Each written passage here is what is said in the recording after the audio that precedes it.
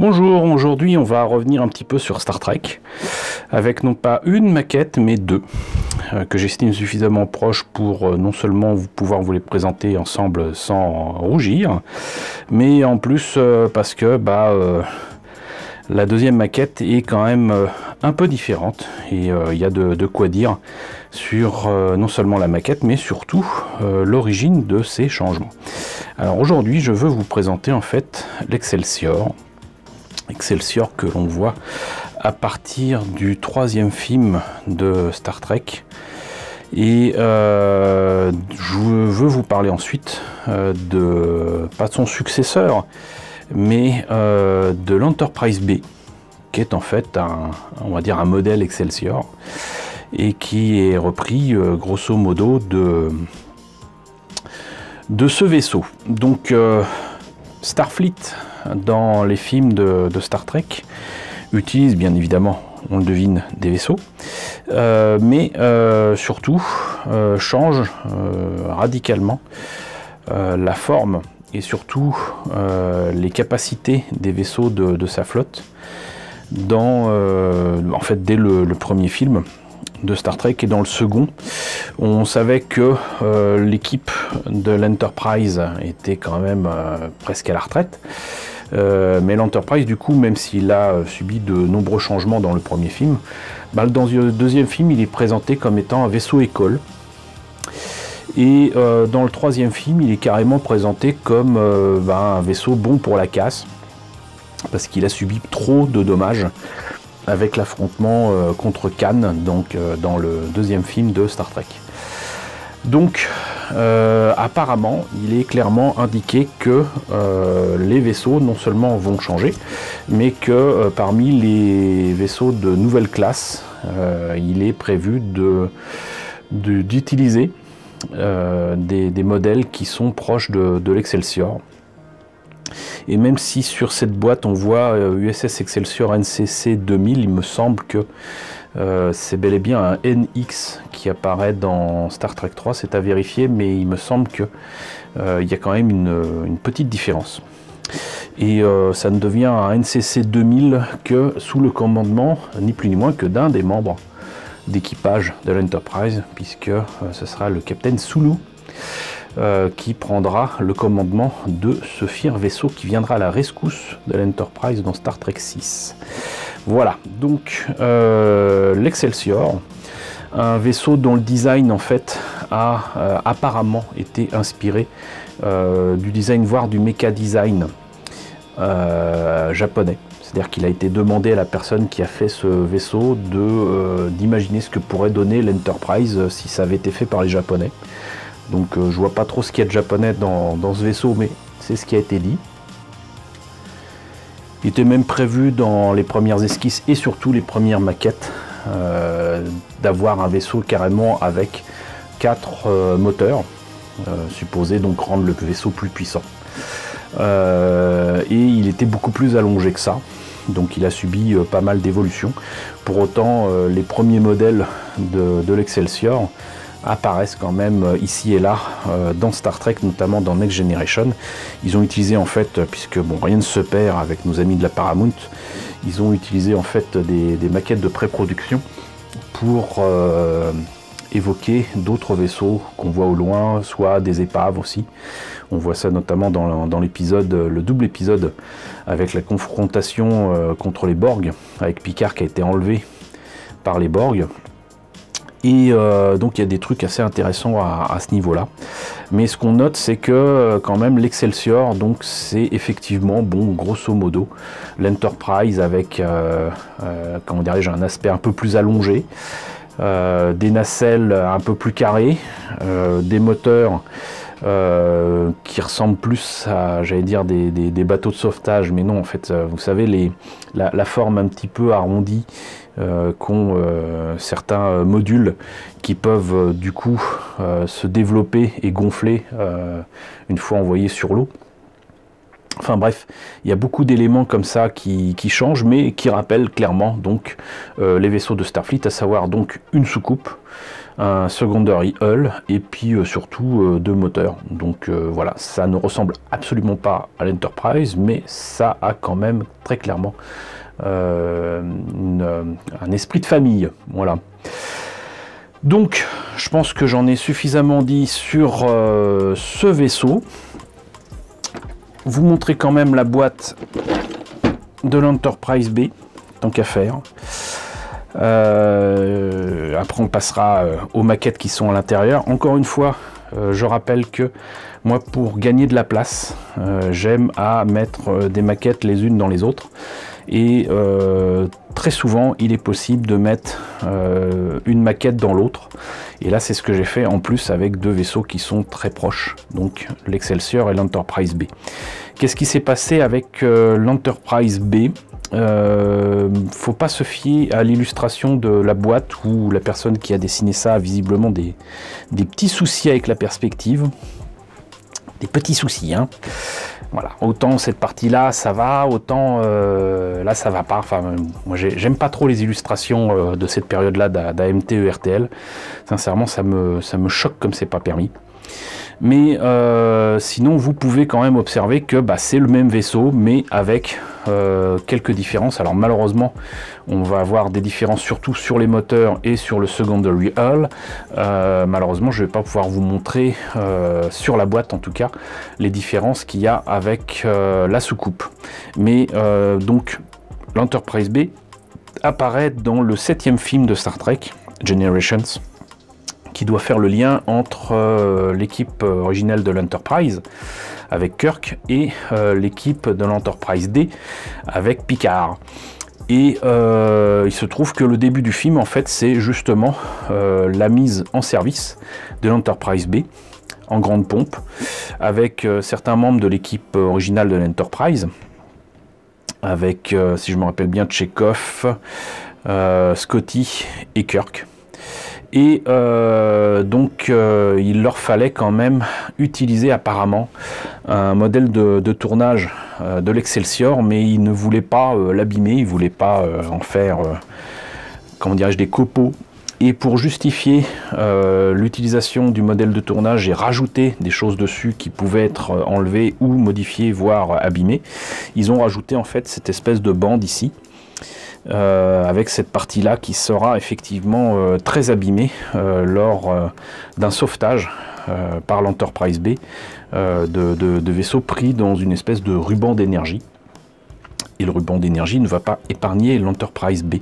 Il y aura aussi quelques petits détails qui seront changés ici pour les moteurs, et sur la soucoupe il y a des choses qui sont rajoutées également. Malheureusement je ne peux pas vous montrer ce que ça donne sur la boîte parce que le dessus là c'est l'Excelsior, mais donc il y a quand même de sacrés changements.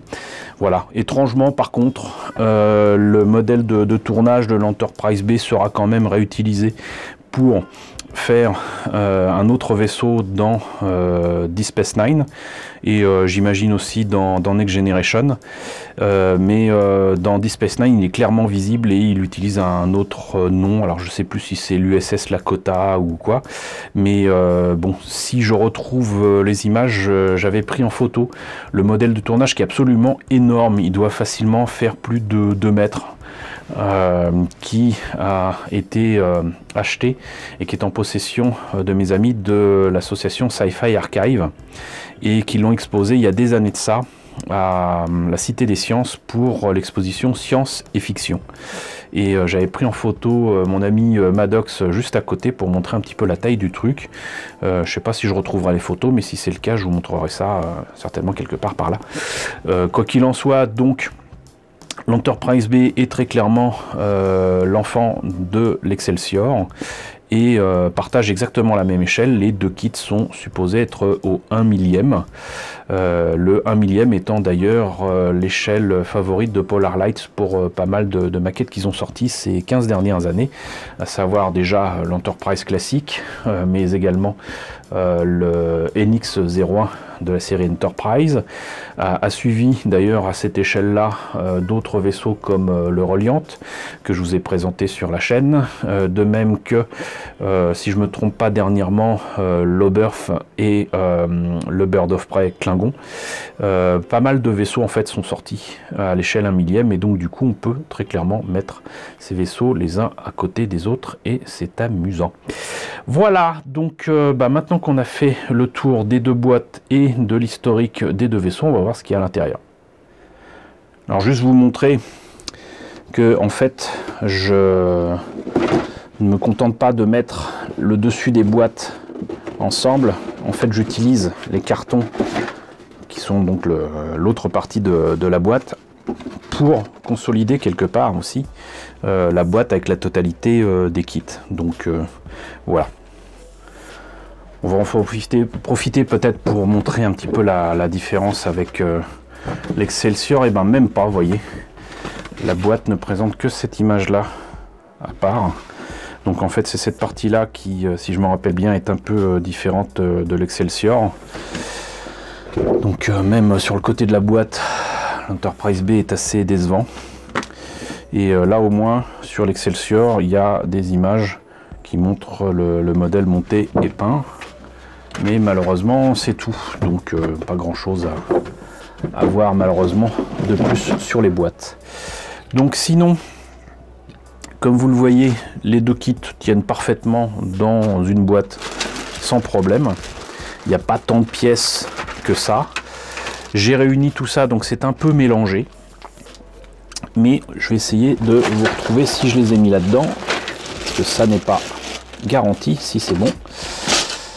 Les notices. Alors en fait j'ai trouvé plusieurs notices de montage de l'Excelsior. Il est possible qu'il y en ait en fait carrément deux dans la boîte plus l'Enterprise B, mais on va voir ça puisque je n'ai trouvé qu'une seule planche de décalco qui est d'ailleurs assez limitée, très limitée même. Je sais que j'ai des décalcos dont vous avez l'habitude maintenant si vous regardez mes vidéos.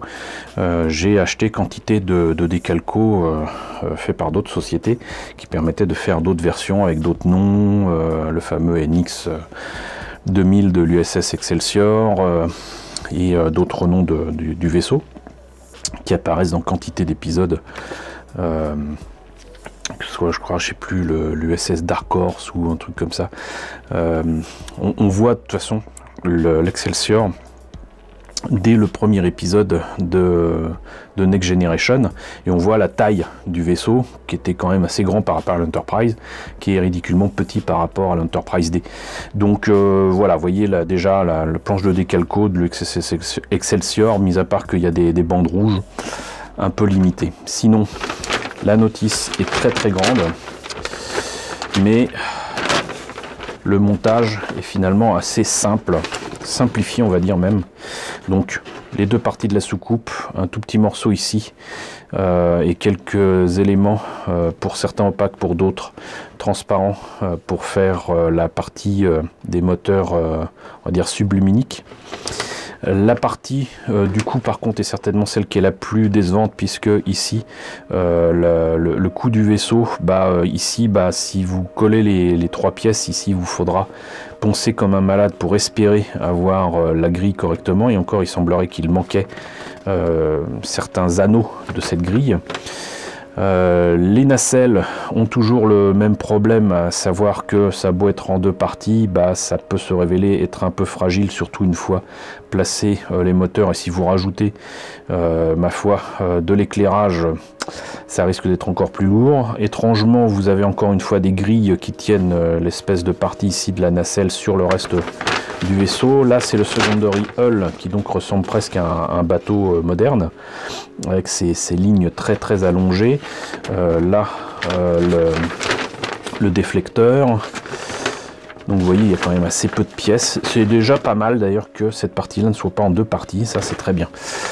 Par contre, pour les moteurs, vous avez encore une fois des pièces transparentes qui permettraient éventuellement d'éclairer les moteurs. Le problème, c'est que là encore, c'est en deux parties. et ça gâche tout, ça gâche absolument tout, parce que si vous poncez tout ça pour avoir les détails qu'il faut, etc., ou même si vous ne laissez qu'une seule trace de colle, avec l'éclairage ça se verra comme le nez au milieu de la figure. Donc une fois que vous avez fait tous ces éléments là, vous les réunissez, vous rajoutez la partie avec les lanceurs de torpilles à photons.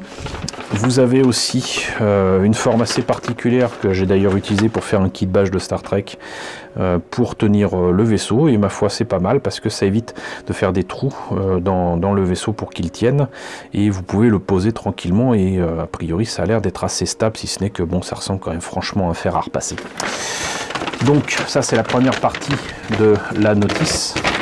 Et vous avez aussi un papier carrément à part pour tout ce qui est décalco, ce que je trouve quand même assez étonnant, puisque je vous ai montré la planche, elle est très limitée, mais visiblement donc il leur faut un grand papier comme ça, vous voyez, pour montrer où mettre tout ça. Pourquoi pas? Je trouve ça un peu exagéré quand même d'avoir un document pareil pour une planche de décalco, somme toute assez limitée. Puisqu'on est sur les notices, on peut continuer. Donc pour les planches de décalco, là l'Enterprise B, vous voyez, c'est à peine mieux que l'Excelsior, hein. D'ailleurs ça participe du même, je crois que c'est carrément la même forme, hein, avec la même logique, exactement la même chose. Et par contre les deux décalcos ont sacrément jauni, vraiment. Donc qu'est-ce que ça donne ici? Vous avez, on va faire ça à l'envers. Là pareil, le peu de décalco qu'il y a, c'est à placer donc avec un plan de fou. Et puis là on va en profiter d'ailleurs pour montrer que la différence avec l'Excelsior, c'est là les moteurs à impulsion supplémentaires qui sont ici, en plus de ce que vous avez vu, donc cette espèce de boyau supplémentaire sur le secondary hull et les détails en plus sur les moteurs. Donc c'est vraiment des trucs en plus sur l'Enterprise B. Et pour la notice de montage, il y a aussi quelques différences, notamment pour le socle. Et vous voyez, donc c'est exactement la même logique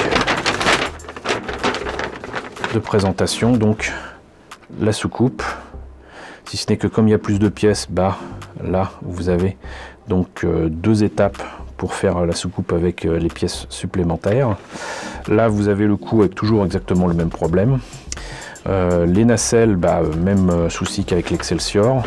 Là par contre vous avez des pièces très différentes de l'Excelsior, puisque là cette fois-ci à cause des boyaux peut-être le secondary hull et non pas en un seul morceau mais en trois.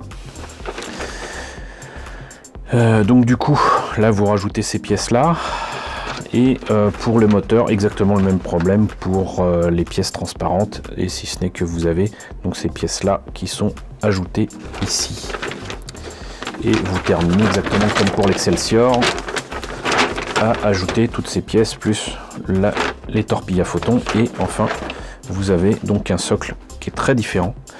Cette fois-ci ça doit tenir avec un petit trou dans le vaisseau, et cette partie là ressemble en fait à un com badge.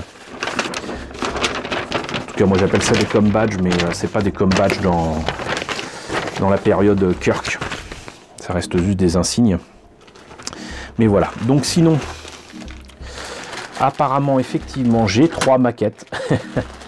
J'ai 3 maquettes dedans, donc j'ai 2 Excelsior. Par quoi commencer? Et on va faire ça aussi à l'envers, puisque j'ai commencé à présenter l'Enterprise B. On va essayer de suivre la notice. Donc vous voyez que là, c'est... Enfin moi, je le vois, mais à l'écran peut-être pas. Le plastique a franchement jauni.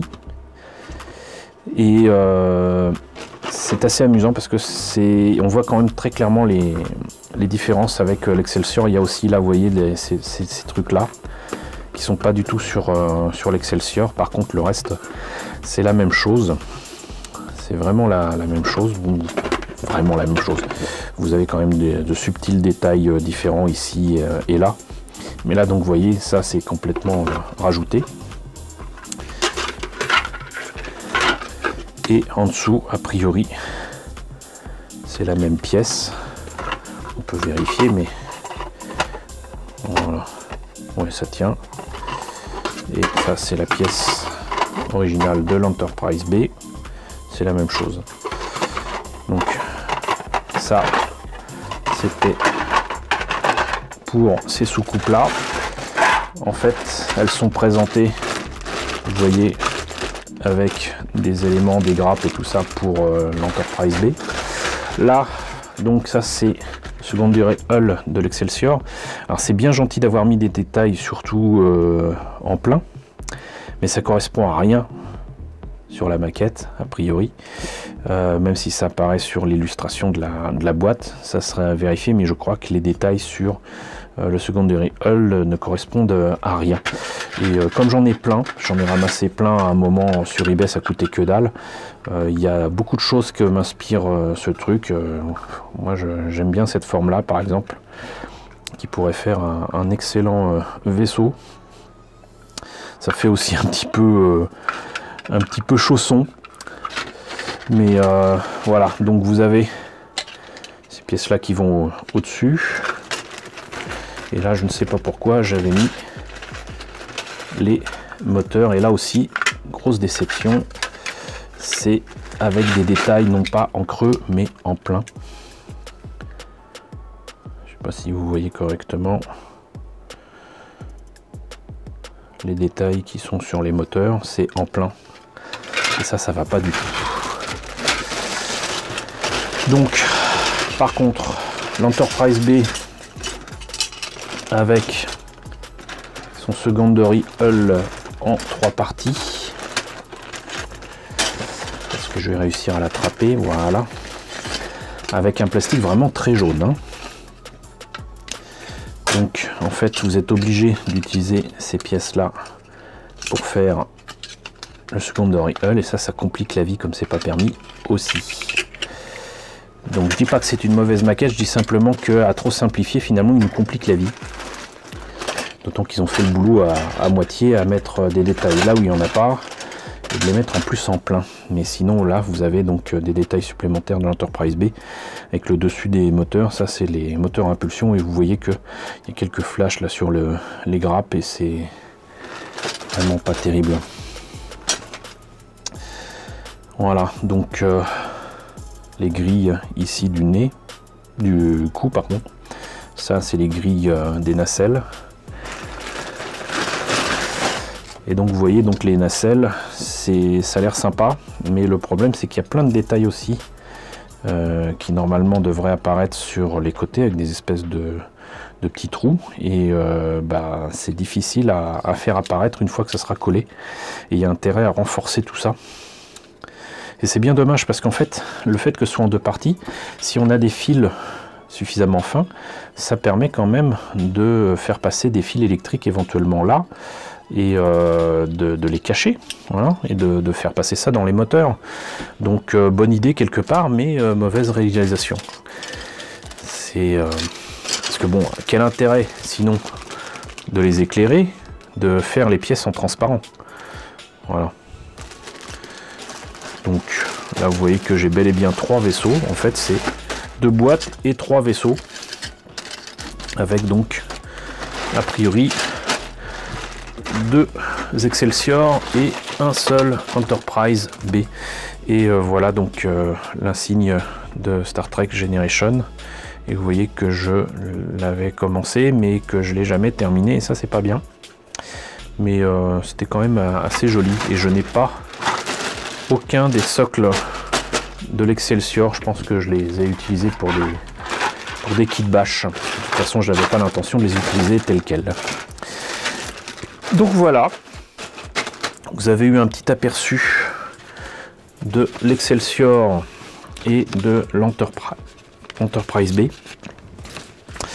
Comme vous voyez, donc on peut faire tenir quand même très facilement 3 vaisseaux dans une seule boîte.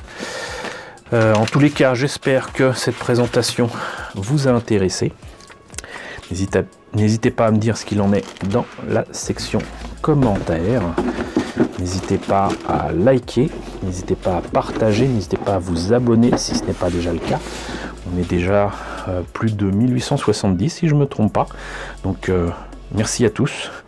Merci aux nouveaux venus. J'espère que les sujets que je traite régulièrement vous intéressent. Coucou aux grands anciens, et je vous retrouve du coup très certainement, très rapidement, pour la présentation d'une nouvelle maquette Star Trek.